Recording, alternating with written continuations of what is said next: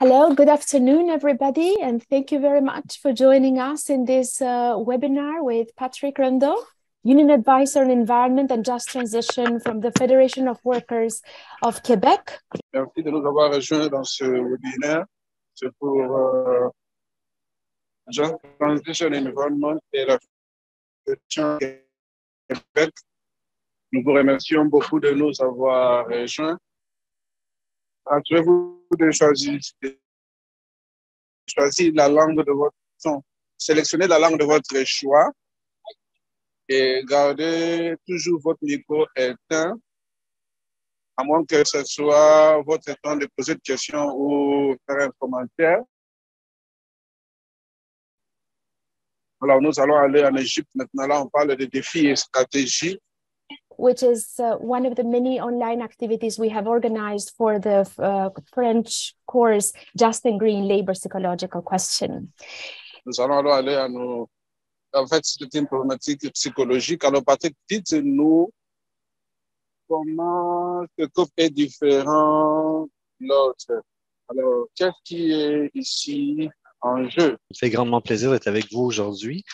En quoi cette COP est différente des autres? Bien, elle est différente des autres, premièrement parce que c'est une COP que nous considérons africaine, puisqu'elle est en sol africain. Vous savez, les COP, il y a une rotation des continents sur lesquels elles se déroulent. Donc, il est certain que les COP prennent la couleur de l'endroit où elles sont organisées. Donc, on est dans une COP africaine.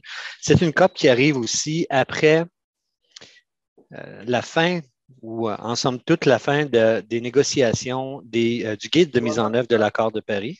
Donc, nous sommes à une COP d'implantation. Et c'est ce que la présidence égyptienne veut mettre de l'avant, qu'il est maintenant temps de faire de l'implantation de l'accord de Paris, puisque les mécanismes sont maintenant, somme toute, négociés maintenant. Et il reste quand même des zones grises à négocier, notamment sur la finance climatique, en fait spécifiquement sur l'accord sur la finance climatique. Mais donc, on est dans une COP qui se veut comment nous allons implanter, en fait, les éléments de l'accord de Paris dans un contexte où la COP est reçue dans un pays dit en voie de développement selon le langage de l'ONU et qui est aux prises aussi avec, comme partout ailleurs, des problèmes d'inégalité sociale. Donc, c'est la toile de fond, je dirais, de la COP. Maintenant, là où ça diffère peut-être des autres, c'est que l'accord de Paris, l'objectif principal de l'accord de Paris, c'est de maintenir ou de contenir l'élévation des températures à 2 degrés, idéalement 1,5. Mais dans les environ 12 dernières années, le climat s'est déjà réchauffé de 1,2 degré. Donc, nous approchons dangereusement du 1,5 degré. Et le groupe intergouvernemental d'experts pour le climat nous dit clairement, surtout dans ces deux rapports, qu'il faut qu'il y ait des changements structurels dans nos sociétés et dans nos économies pour pouvoir maintenir l'élévation des températures en bas de 1,5. Mais ce que nous voyons ici, dans un contexte d'implantation, c'est de voir comment nous pouvons continuer à vivre comme nous le faisons, tout en essayant de contenir l'élévation des températures. Et ce que nous sentons de plus en plus, c'est, et ça nous inquiète et nous ne voulons pas arriver là, mais c'est l'abandon de la cible du 1,5 au profit du 2 degrés, de dire, ben, le 1,5, nous n'y arriverons pas, donc concentrons-nous sur le 2 degrés, ce qui serait catastrophique. On dirait que c'est là où nous sommes en ce moment et des tensions importantes entre les pays du Nord et du Sud, notamment sur la question de la finance climatique, qui n'est toujours pas négociée. Vous savez, la finance climatique, c'est l'obligation pour faire simple, des pays du Nord à contribuer financièrement en tant qu'effort climatique à aider les programmes d'adaptation et de perte et dommages pour les pays du Sud et l'obligation pour les pays du Sud de s'assurer qu'il y a des résultats face à cette finance climatique-là. Donc, c'est là où on ne s'entend toujours pas et où la tension persiste et grandit de COP en COP à un point tel que nous entrons tranquillement dans un dialogue de sourds qui n'aidera personne par le fait même. Donc, c'est les enjeux que nous voyons en ce moment, là, après, je vous dirais après 3 jours, mais dans les faits, peut-être presque 2 semaines là, de discussion ici à Sharm el-Sheikh.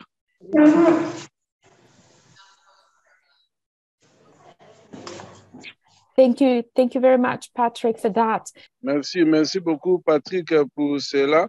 Si vous pouvez nous parler un peu de la position des syndicats par rapport au COP27, parce que l'objectif paraît être un objectif évoluant, qui bougeant.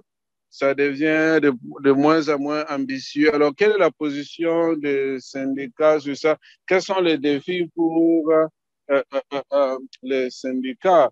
Et si vous avez une question à poser à Patrick, mettez-les dans le chat box. Là, on peut lire. OK, merci. Le 1,5 degré n'a pas été abandonné. C'est une crainte que nous avons pour cette COP parce que la cible de 1,5 degré rime avec ambition climatique, ce qui signifie qu'on doit rehausser les efforts à un niveau global, donc dans la négociation d'accords cadres, mais au niveau domestique, donc dans des actions locales et au niveau national pour s'assurer que les pays soient sur la bonne voie de contenir l'élévation des températures à 1,5. Donc, ça demande aussi des cibles plus ambitieuses de réduction de GES à certains points très précis, 2025, 2030 et la carboneutralité pour 2050. Donc, c'est ce que nous appelons l'ambition climatique. Mais l'ambition climatique fait référence aussi à un concept que nous appelons la juste part. Ça signifie que lorsque le GIEC dit au pays que la réduction de GES devrait être d'environ 46 par exemple, ça ne signifie pas que les pays doivent réduire de 46 leur GES. Ça signifie que globalement, en telle date, l'effort mondial devrait faire en sorte que, mais pour certains pays, ça peut signifier 65 ça peut signifier 30 pour d'autres. Donc, il y a un effort qui est très rigoureux à accomplir. Et la juste part inclut aussi la question de finances climatiques pour s'assurer que ceux qui ont moins de moyens pour faire face aux pertes et dommages puissent y faire face. Donc, c'est tout ça qui est en jeu et les syndicats souscrivent à ça. Et ce que nous demandons, c'est essentiellement que tout cela se déroule dans un concept de transition juste qui repose sur 4 éléments principalement. Le dialogue social, donc c'est-à-dire que les milieux de travail où il y aura des impacts majeurs, ben, ces travailleurs, ces travailleuses-là doivent être à la table pour pouvoir s'exprimer sur ce qui va leur arriver avec les employeurs, mais il doit y avoir aussi une communication avec les communautés qui, eux, subiront les effets aussi de cette transition-là. Donc, il y a un vaste chantier qui repose sur le dialogue social, et sans dialogue social, ben, nous sommes condamnés à avoir une transition injuste. Donc, ce seront toujours les mêmes qui vont s'en sortir, et ceux qui sont dans une situation précaire continueront de l'être de plus en plus. Donc, ça, c'est le premier élément. Le deuxième élément, c'est la protection sociale, c'est-à-dire de s'assurer que lorsqu'il y aura ces mesures de transition, chaque personne ait la protection nécessaire pour pouvoir vivre décemment. Et ça signifie, ça peut prendre toutes sortes de formes. Ça veut dire une économie formelle dans certains pays. Ça veut dire un agenda du travail décent. Ça signifie un salaire adéquat. Ça signifie avoir des conditions de santé et sécurité adéquates lorsqu'il y a une nouvelle énergie qui est incluse dans le plan d'un pays. Donc, il y a la protection sociale. Le troisième, c'est le droit à l'emploi. Ça signifie que toute personne devrait avoir droit à un emploi bien rémunéré pour pouvoir vivre décemment, mais que la chance doit être égale à chacun. Donc, une question d'équité aussi, d'accès à l'emploi, notamment au niveau du genre. Et finalement, c'est le droit du travail. L'agenda du travail décent recouvre l'ensemble des lois entourant le travail dans chacun des États. Donc, c'est un peu autour de ça que les syndicats demandent à ce que cette transition-là se fasse. Pourquoi? Simplement parce que si nous n'avons pas ces éléments-là, les milieux de travail ne voudront pas bouger, ne se mobiliseront pas vers les solutions. Et si les solutions ne sont pas à la portée des travailleurs et des travailleuses, ben, ils vont se braquer, ils vont résister. Puisque personne, si la seule option qu'on offre à quelqu'un, c'est de perdre son emploi sans aucune compensation, c'est clair que personne ne veut aller là.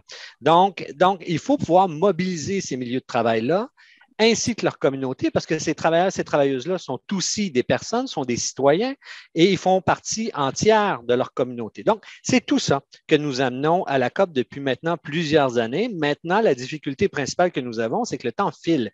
Et plus le temps file, plus cette transition juste-là devient difficile à faire parce qu'à un certain moment donné, les choix devront être drastiques. Et ce que nous disons, c'est mettez au niveau des gouvernements des plans de transition juste immédiatement. Incluez ceux et celles qui subiront des impacts ou sinon, nous allons nous diriger vers une crise économique et sociale et nous commençons déjà à voir des éléments en ce sens partout sur la planète. Donc, c'est un petit peu ça que les syndicats apportent à la COP, et tout en demandant que ces mesures-là ou ces politiques-là qui seront mises de l'avant soient en respect des droits humains, soient en respect de l'équité intergénérationnelle, de genre, des personnes les plus marginalisées dans nos sociétés et nos communautés. Et essentiellement que ce grand programme-là soit la corvée de tout le monde et que ça soit pas, que le poids de la transition ne repose pas sur les épaules de simplement certaines personnes ou composantes de notre société. Donc, tout le monde a sa part à faire là-dedans. Et c'est un peu là où, en tant que syndicat, nous amenons nos préoccupations et notamment au niveau de toute la question de la finance climatique au niveau des pertes et dommages, où nous voulons nous assurer qu'il y a des mécanismes respectant les droits humains pour être sûr que cette finance climatique-là qui ira vers les pays qui en ont besoin repose sur les gens, repose sur les communautés et non pas simplement sur les bénéfices.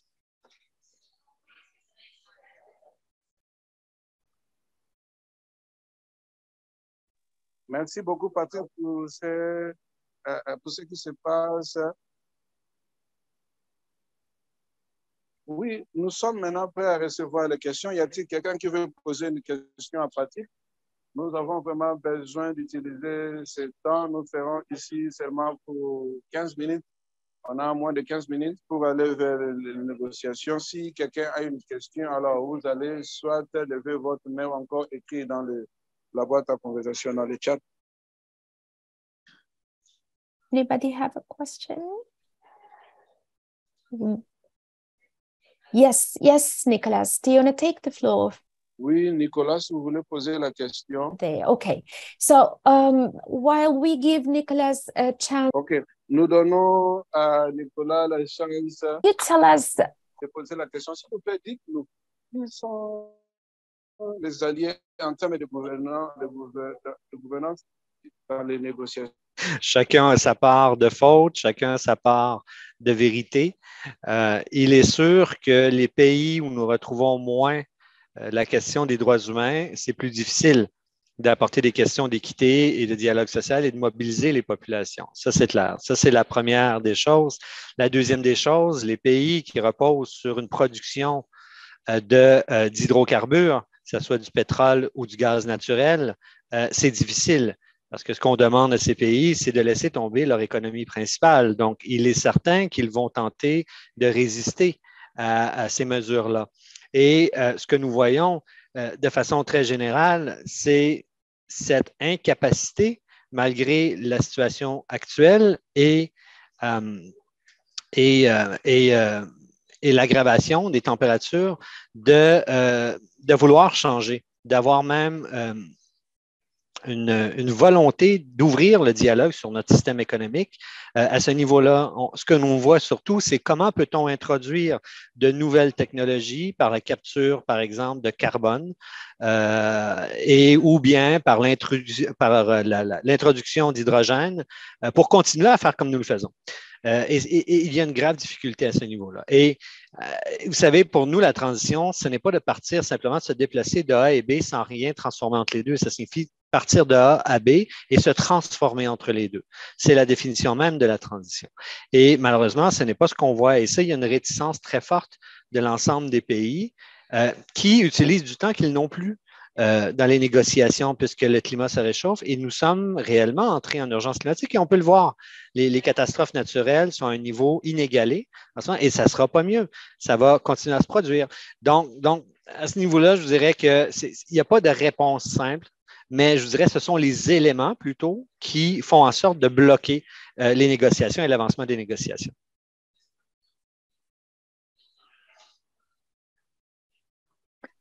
Thank you. And we have the question from Nicolas. Merci. Et nous avons la question venant de Nicolas dans le chat. Qu'est-ce qu'il sera l'impact? En fait, elle pose la question. Ce que nous pouvons voir jusqu'à maintenant, c'est le Brésil étant très présent dans cette COP, qui porte un message aussi très clair de volonté d'ambition climatique. Donc, le message n'a pas d'ambiguïté ici, là. Donc, il est très clair à ce niveau. Maintenant, un nouveau gouvernement élu doit prendre le temps de s'installer. Donc, malheureusement, je vous dirais que dans cette COP-ci, nous ne nous attendrons pas nécessairement à de grands changements parce que c'est trop récent, c'est trop collé. Peut-être l'an prochain, on pourra avoir la même discussion et là, il y aura des changements plus structurels. Mais le message qui est envoyé par le Brésil est très clair. Est très clair sur le fait que le Brésil doit retrouver la voie de la lutte au changement climatique et être plus ambitieux. Et vous savez,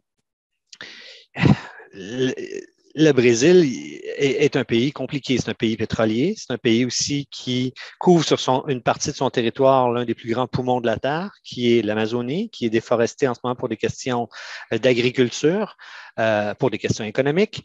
Donc, et si vous avez bien vu les élections au Brésil, Lula n'a pas gagné avec une majorité écrasante. C'était relativement près, donc on peut voir une population divisée, même si Lula parle qu'il est le président de tous les Brésiliens et de toutes les Brésiliennes, il n'en demeure pas moins que les changements structurels seront difficiles au début du mandat. Donc, à ce niveau-là, je vous dirais que l'impact, il est positif.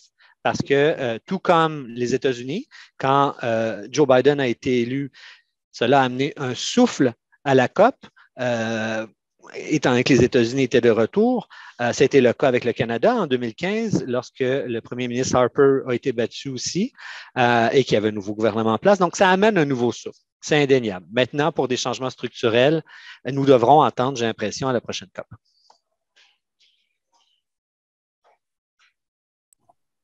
Thank you. Thank you for those insights. And thanks, Nicolas. Pour ces informations. Merci, Nicolas, pour la question.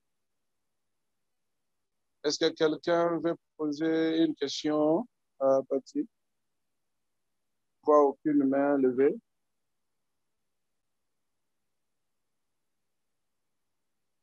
Patrick, alors, pendant que nous entendons une autre question, peut-être vous l'avez raté, Patrick a parlé au début des questions principales qui seront discutées au COP. Voulez-vous ajouter quelque chose à cela? Je vais redire un peu ce que j'ai dit en peut-être plus simple. En fait, la COP 27, ce qui sera principalement discuté, c'est la question de l'implantation de l'accord de Paris. Et là où il y a le plus gros nœud à défaire, c'est au niveau de la finance climatique. Donc, la responsabilité des pays du Nord de fournir un financement adéquat pour les pays qui en ont besoin et de ces pays-là d'avoir la responsabilité de s'assurer que ces sommes-là aillent à la bonne place. Maintenant, la difficulté que nous avons, si je peux creuser un peu cette question-là, c'est que ce programme-là de finance climatique, donc on parle de 100 milliards par année qui devaient être acheminés aux pays du Sud, à partir de 2020, n'est toujours pas en place et devait se terminer, c'est un cycle de 5 ans et devait se terminer en 2025. Donc maintenant, ce que nous savons à la suite des négociations de la COP26 à Glasgow, c'est que les sommes devraient commencer à être versées en 2023. Or, nous ne sommes plus sur un cycle de 5 ans, nous sommes sur un cycle qui aura duré 3 ans en fait, non, 2 ans, de 23 à 25, parce qu'il faut renégocier le poste engagement de finances climatiques par la suite. Donc, il y a un enjeu et un fossé qui est majeur dans cette COP-ci et c'est beaucoup sur cet enjeu-là que les négociations porteront.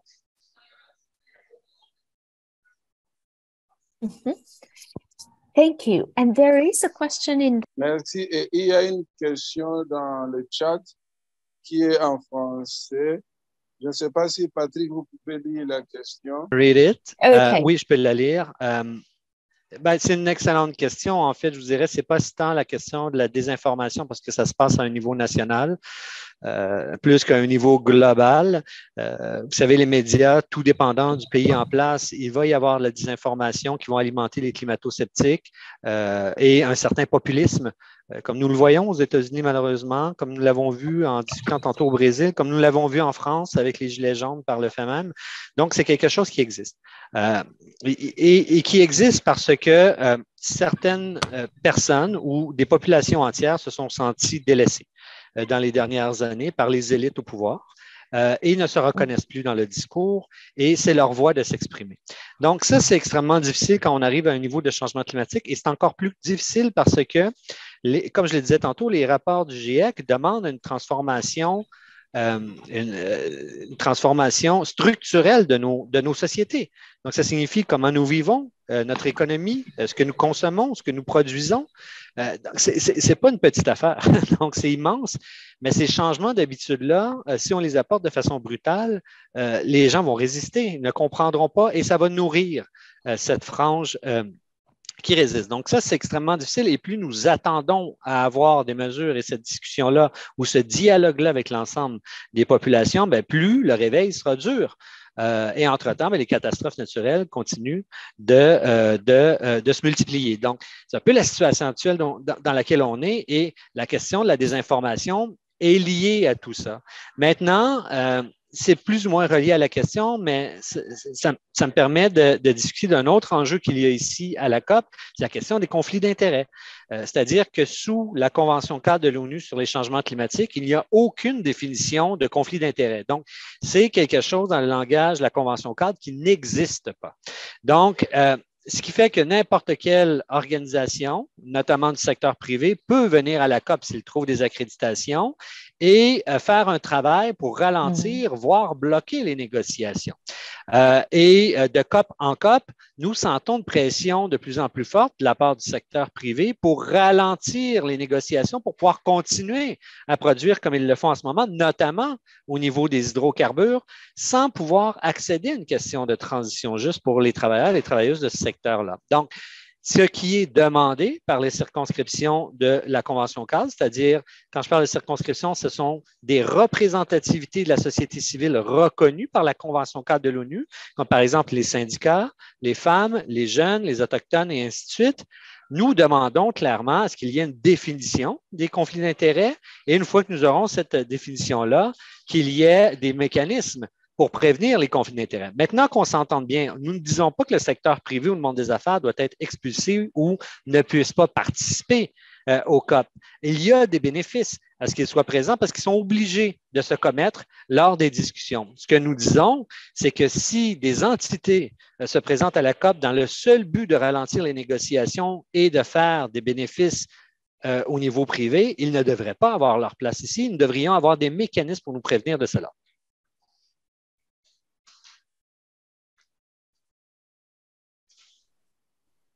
Thank you, and thanks for that great question. Merci pour cette grande question. Je crois qu'il y a une question supplémentaire. Oui, il y a une autre question. En fait, est-ce qu'il y a réellement un lien entre le changement climatique et les maladies infectieuses comme la COVID? Bien, absolument. Absolument. La raison, il y a deux raisons. Principalement, la première raison, ce n'est pas directement lié à des questions climatiques, c'est lié à des questions de biodiversité. Vous pouvez dire, oui, mais c'est la même chose, mais pas tout à fait. Vous pouvez avoir une crise de la biodiversité sans crise climatique et l'un et l'autre est aussi vrai. Mais la question des pandémies est intimement liée à la question de l'effondrement de la biodiversité pour la simple et bonne raison que les maladies se propagent plus rapidement puisqu'il y a moins de biodiversité. Donc, l'intensité des virus est canalisée envers certaines espèces liées à la biodiversité. Donc, votre biodiversité, si vous voulez, elle vient atténuer l'impact ou j'ai oublié le nom, mais l'impact du virus, en fait, si elle est, voyez-le comme des pare-feux, un peu comme des firewalls d'un ordinateur. Donc, plus vous en avez, plus c'est diffus. Mais si c'est canalisé dans peu d'espèces, l'impact est plus grand. Et c'est ce qui s'est passé avec la COVID-19. C'est directement lié à l'effondrement de la biodiversité. Ça, c'est la première raison. La deuxième raison, si vous regardez là où il y a eu les éclosions en premier, c'est directement en lien avec les couloirs aériens les plus utilisés. Donc, notre façon de vivre, notre façon de nous déplacer a fait en sorte d'accélérer la propagation du virus.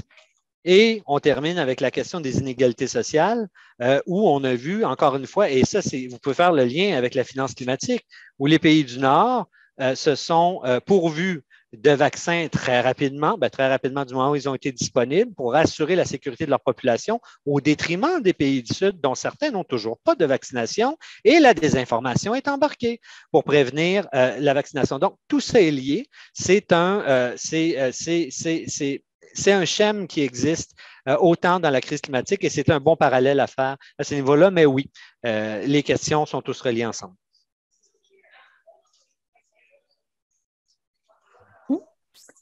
Thank you, and thank you for the question, Karim. And the question. La question. Et pour la question de la désinformation, je voulais réitérer que l'un des objectifs principaux des cours gratuits en ligne qu'on a développés pour contrer cela et pour équiper aussi les syndicats avec des arguments et des données sur les crises environnementales, sur les stratégies du travail. Alors, stratégie de travail, Patrick, il y a quelques questions là-dessus. Mais peut-être nous prenons la question d'Abdoul dans le chat.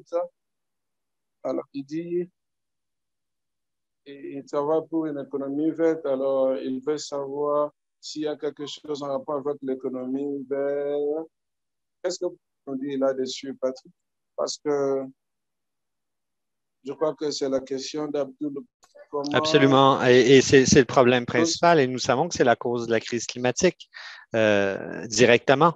Donc, nos façons de consommer, nos façons de produire nous ont amenés dans la situation où nous sommes actuels et amplifient ces effets-là puisque nous continuons à le faire. Et comme je le disais tantôt, les négociations ne visent pas à changer nos modes de vie. Et il faut comprendre aussi que les COP ne visent pas non plus, ce n'est pas leur objectif, c'est de négocier des accords cadres de très haut niveau.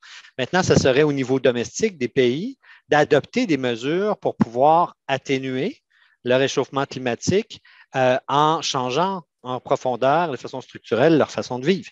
Donc, c'est interrelié. Mais quand vous regardez effectivement le langage de la Convention cadre, vous vous promenez entre deux choses. Vous vous promenez entre l'économie verte et la croissance verte. Donc, déjà là, il y a une nuance entre les deux. Une économie verte, à la rigueur, ça peut toujours passer. Ça signifie d'inclure des prérogatives environnementales dans notre système économique. Mais en même temps, ça peut vouloir dire mettre un prix sur la nature, un prix sur l'eau, un prix sur l'air. Et là, ça devient drôlement dangereux. Nous voyons déjà dans certains endroits où l'eau est privatisée par des sociétés privées. Donc, ça, c'est une problématique. Maintenant, quand on va dans une optique de croissance verte, c'est d'utiliser la nature pour pouvoir faire plus de profit. Et le problème, c'est qu'il n'y a pas de redistribution de ces fortunes-là envers les plus démunis. Donc, ça, c'est relativement problématique. Donc, il est clair que la réponse se situe à un endroit ou à l'autre. Soit que nous transformons nos sociétés, comme je le disais tantôt, et que nous allons vers un principe de décroissance économique, mais encore là, ça soulève des défis de taille parce que notre système économique actuel est fondé d'une certaine façon que ça soutient tout le filet social actuel. Donc, si nous allons vers ça, ça prend des mesures radicales, mais en impliquant tout le monde dans le processus. Et je n'ai pas l'impression qu'on est là. L'autre, vous avez un concept qui s'appelle l'économie du beigne, ce qui signifie essentiellement si vous voulez, de demeurer dans un système capitaliste, mais à visage humain. Donc, par l'implication des communautés dans les décisions économiques qui les concernent, tout en restant dans le système capitaliste actuel. Donc, il y a différentes formules que nous pouvons utiliser, mais il est clair que le statu quo actuel ne nous permet pas d'atteindre nos cibles, nous dirige vers le mur. Et tant que des gouvernements n'auront pas le courage d'ouvrir ces discussions-là au niveau national, nous ne pourrons pas sortir de cette sphère d'économie ou de croissance verte.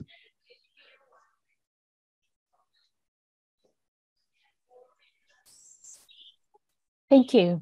Very important. Merci. Un point très important à dire. Est-ce que quelqu'un a une question, quelqu'un qui a posé à Patrick directement ou encore dans la boîte de conversation, donc dans le chat? Oui, en fait, j'ai répondu plus ou moins. Je relis la question d'Abdour. Et l'autre bout de la question, c'est la question du sol et des territoires. Et effectivement, dans un principe de croissance économique et de capitalisme sans règles, l'appât, en fait, du gain privé fait en sorte d'accaparer des terres. Et on revient à la question précédente où nous voyons un effondrement de la biodiversité parce que le développement du territoire n'est pas en lien avec les besoins des communautés et les besoins de la planète. Donc, nous avons besoin de stratégies de développement du territoire qui tiennent compte de ces enjeux-là.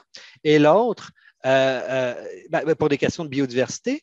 Et l'autre, c'est la question de la sécurité alimentaire. Qui est un problème et qui réfère à nos modes de consommation et le fait qu'il y a énormément de gaspillage alimentaire, mais que nous produisons toujours de plus en plus, nous accaparons toujours de plus en plus de terre pour produire toujours plus, tout en jetant toujours plus. Et ça, c'est problématique et c'est directement lié au profit. Et ça se fait au détriment de terre. Et pour revenir à l'exemple du début, l'Amazonie est un très bon exemple où on a rasé une bonne partie de l'Amazonie pour faire des champs de soya pour les mêmes raisons que je viens d'expliquer.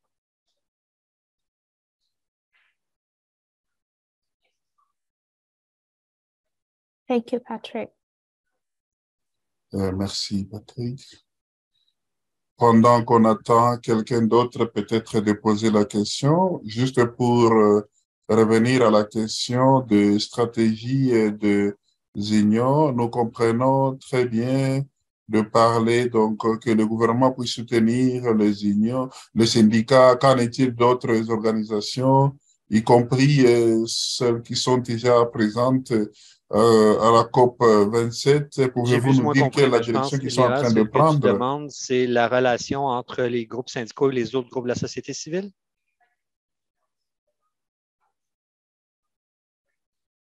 Oui, OK. Donc, oui, en fait, je parlais tantôt des 9 circonscriptions de l'ONU. Donc, il y en a plusieurs qui sont représentées. Donc, la société civile est représentée dans une COP à titre d'observateur. Et son rôle principalement est de participer activement aux négociations sans être nécessairement à la table, mais d'y participer en tant qu'observateur pour assurer la transparence du processus et pouvoir rapporter ce qui est dit et pouvoir impliquer la société civile dans les discussions en dehors des tables de négociation. C'est le rôle de la société civile dans les COP et elle est très présente. Dans cette COP-ci, c'est presque la moitié des participants et des participantes qui proviennent de la société civile, donc c'est immense. Et la relation va très bien. Naturellement, c'est inégal d'un endroit à l'autre, surtout si vous parlez de syndicats et de groupes environnementaux. L'antagonisme emploi et environnement est toujours présent dans certains pays et c'est plus difficile. Mais dans d'autres, le dialogue est bien établi et ce que nous voyons, c'est des gains significatifs puisque l'important dans tout ça, c'est de développer un consensus social qui est très fort, que nous pouvons pousser par la suite auprès des gouvernements. Donc, l'isolement des composants de la société civile souvent nous permet d'être plus radical, mais ne nous permet pas d'aller aussi loin. Donc, il y a un choix qui est à faire ici. Et vous savez, il y a un vieil adage qui dit tout seul, on va plus vite, mais ensemble, on va plus loin. Donc, c'est exactement ce qui se passe. Et je vous dirais qu'ici, dans la COP, les circonscriptions, donc les représentativités de la société civile, nous travaillons très bien ensemble de façon générale.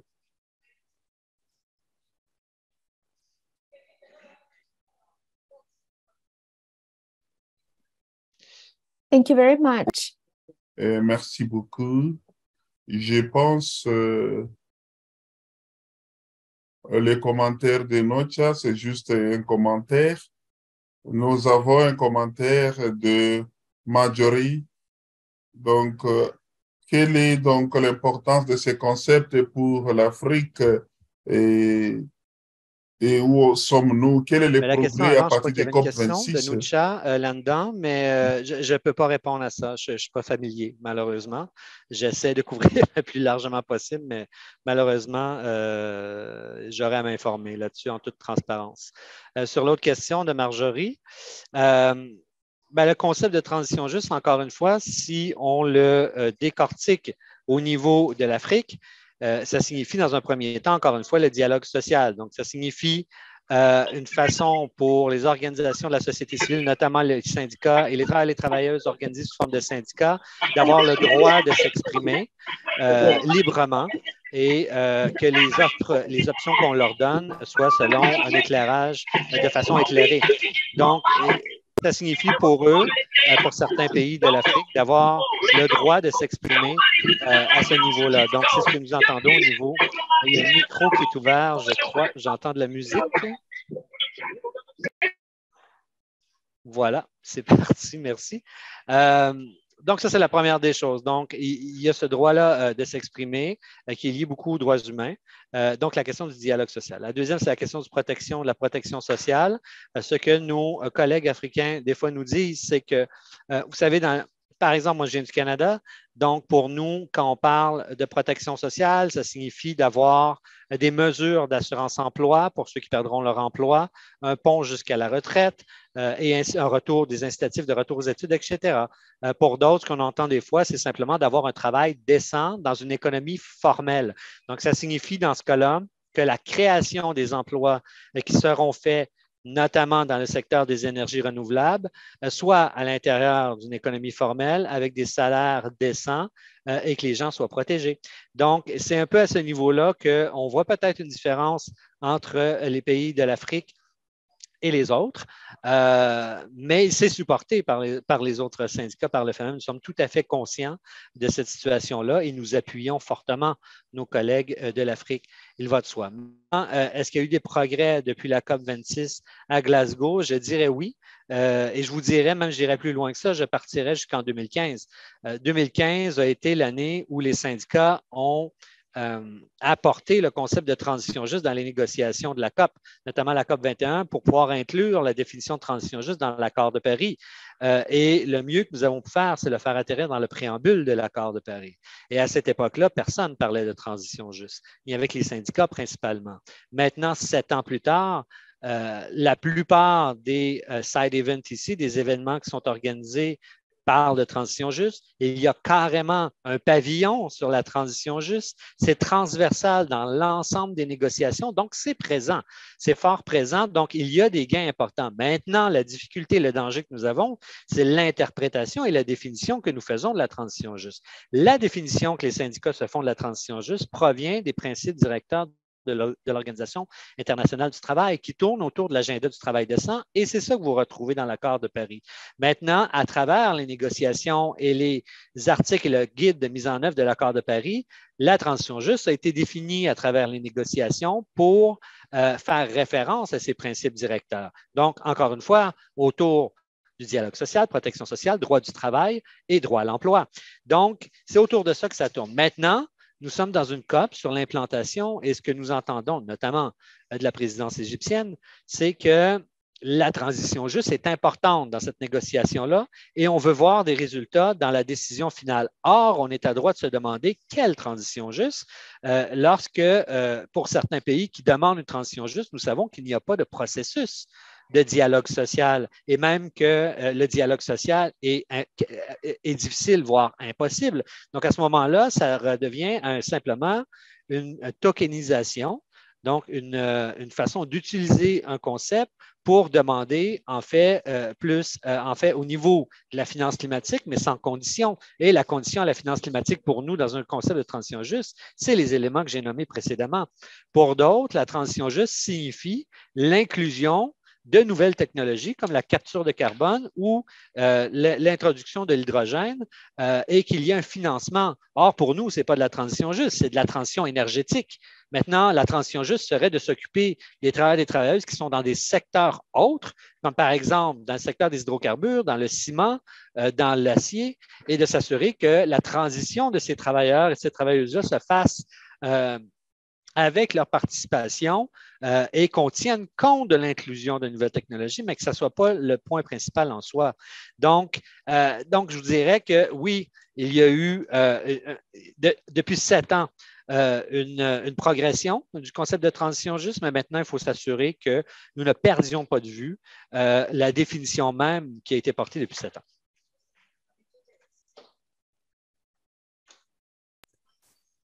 Thank you very much. There is a question from Rachadou. Il y a la question de Rachadou du Bangladesh, peut-être liée à d'autres pays dans l'hémisphère sud qui sont à la ligne de front de la crise environnementale. Ça contribue. Est-ce que vous voyez la question? Donc, par exemple, quelles sont les situations telles que le Bangladesh? Est-ce que cette question de préparation, est-ce qu'on prend cela en compte? Quel est le problème que vous pouvez nous dire? Autour de négociations climatiques qui est l'atténuation, l'adaptation et les pertes et dommages. Donc, ça signifie au niveau de l'atténuation, c'est tout ce que nous pouvons faire pour réduire à la source même la production de GES. Au niveau de l'adaptation, c'est comment nous adaptons nos populations pour compenser ce que nous ne pouvons pas atténuer. En principe, ça devrait être ça. Et advenant le cas où nous ne pouvons pas le faire, comme malheureusement le cas du Bangladesh, comment nous pouvons aider au niveau des pertes et dommages, au niveau, et ça fait référence à la finance climatique, encore une fois. Donc, je reviens encore à cet enjeu-là qui est l'enjeu principal dans cette COP, c'est l'absence de mécanismes autour de la finance climatique, notamment en trait avec les droits humains. Et tant que nous n'aurons pas ces mécanismes-là de finance climatique pour les pertes et dommages, les pays ne pourront pas s'engager dans la réparation. Et ça fait partie de l'agenda, encore une fois, des objectifs de finance climatique, qui est le programme de 5 ans, et je le dis encore, où aucune somme n'a été versée jusqu'à maintenant.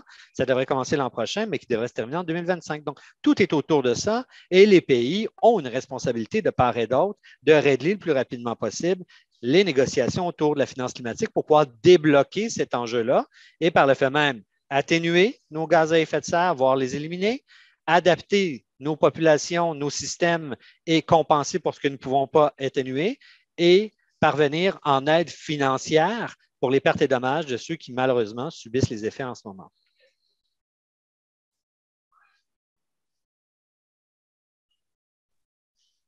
Thank you. Somebody would like to ask something to Patrick? Quelqu'un d'autre voudrait demander quelque chose à Patrick? Il est là juste pour encore 20 minutes, s'il vous plaît. Si vous avez des questions, veuillez les poser.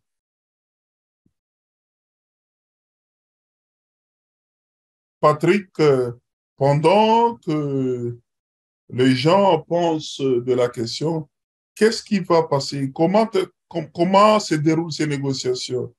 Donc, après cette réunion, je pense que vous allez aller dans les négociations. Vous savez, les COP servent à négocier des accords cadres, comme je le disais tantôt. Donc, dans ce cas-ci, nous sommes dans les paramètres de l'accord de Paris.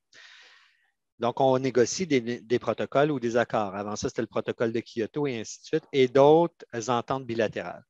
Maintenant, lorsqu'un accord de l'ampleur de celui de l'accord de Paris est négocié, les autres COP servent à négocier les mécanismes de l'accord négocié. Et une fois les mécanismes en place, c'est de négocier comment nous allons mesurer le progrès de ces mécanismes-là.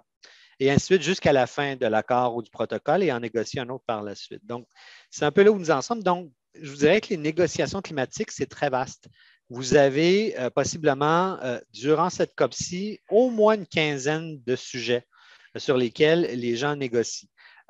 Pour ma part, à moi, je suis ce qu'on appelle le forum sur l'implantation des mesures de riposte et le bilan global, parce que ce sont des endroits où nous discutons de transition juste. Le forum sur l'implantation des mesures de riposte est un forum qui vise à évaluer l'impact des mesures de riposte, comme par exemple l'implantation d'une nouvelle technologie, l'implantation de politiques publiques, l'implantation de la transition juste, l'implantation de mesures de diversification économique. Donc, comment les populations vont réagir à l'implantation de ces mesures-là. Donc, c'est un des sujets que je suis depuis le début et c'est là où je m'en vais là, dans maintenant environ 10 minutes. Parce que je vais devoir quitter 5 minutes un petit peu avant la fin pour avoir le temps de me rendre.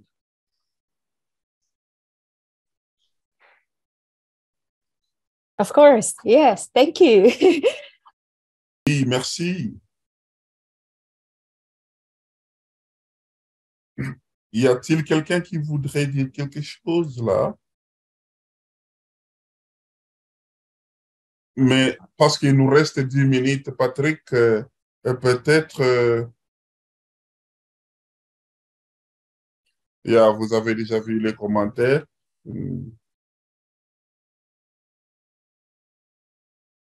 Il y a une question. Comment améliorer donc les cibles de financement climatique? Peut-être, Patrick, si vous pouvez aussi nous parler de COP27. Ça se passe dans une crise environnementale, donc la guerre en Ukraine. Pouvez-vous nous dire quel est l'impact de ceci? Est-ce que cela a fait que les négociations sont devenues difficiles? Qu'est-ce que cela veut dire pour Oui, sur ces la question des cibles négociations? de finances climatiques, nous devons finir le cycle que nous avons en ce moment sur la finance climatique, sur le programme sur la finance climatique qui se termine en 2025. Donc, je dirais à ce stade-ci, c'est encore même de verser l'argent qui aurait dû être versé jusqu'à maintenant. Donc, je dirais de la façon dont nous devrons poursuivre par la suite, c'est le post-2025. Parce qu'il n'y a rien sur la table et il n'y a aucune négociation à ce stade-ci. Nous sommes en 2022. Donc, je dirais qu'à ce niveau-là, sur les cibles, ça va être ça. C'est l'après 2025 et ça, nous pressons les gouvernements d'amorcer ce dialogue-là ou cette négociation-là le plus tôt possible, mais ils sont encore embourbés avec le programme 2020-2025. Donc, ça, c'est problématique. À ce niveau-là, et Edlira, peut-être me répéter ta question?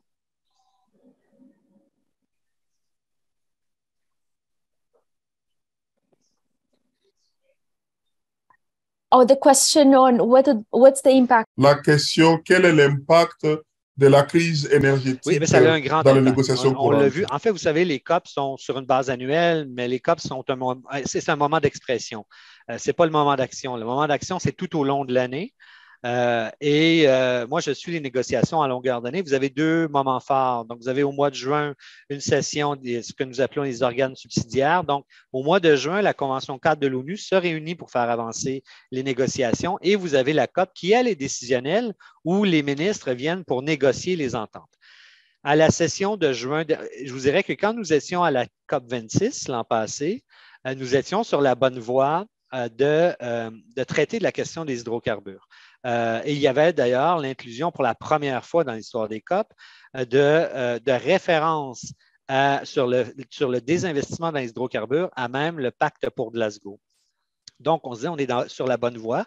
Maintenant, est arrivée la guerre en Ukraine et vous avez vu effectivement un changement total au niveau géopolitique et au niveau économique et au niveau énergétique. La guerre en Ukraine est une guerre énergétique principalement. Et nous avons vu à quel point ces discussions-là et ces ententes-là sont fragiles parce que tout d'un coup, le gaz naturel était redevenu une position pas une position, mais une mesure de transition.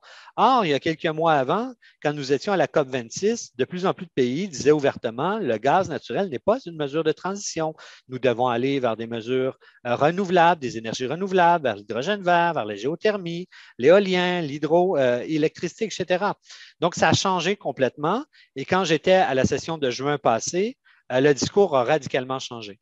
Et ça a plongé, je vous dirais, les négociations avec, et tu l'as bien dit, Edlira, avec un spectre de crise énergétique actuellement qui vient retarder en fait les négociations oui, en fait, c'est ça le bon terme, ça vient retarder les négociations, notamment aux questions sur les enjeux énergétiques.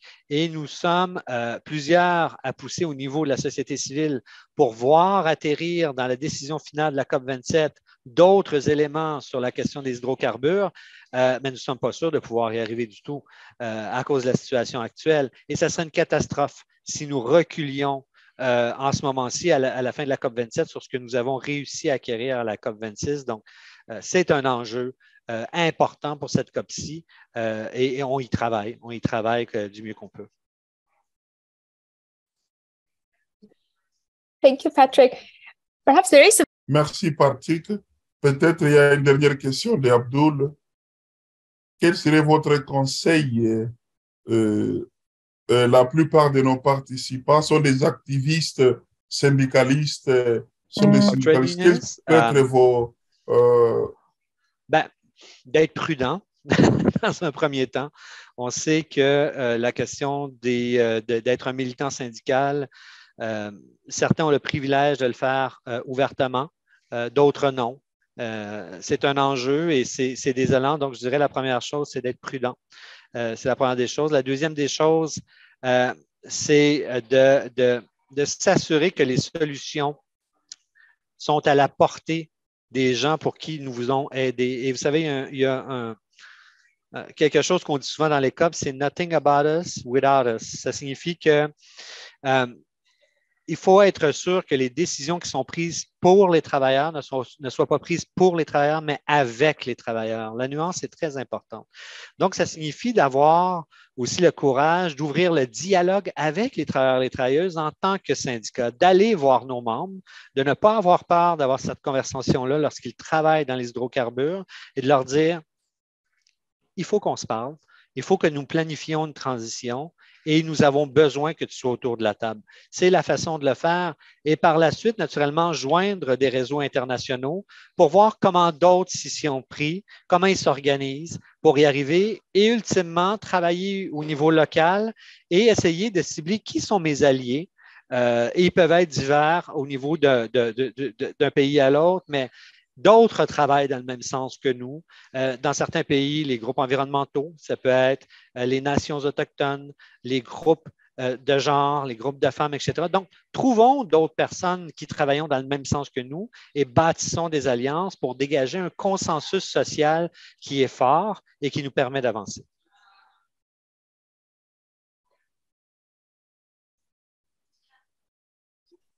Well, thank you very much, Patrick.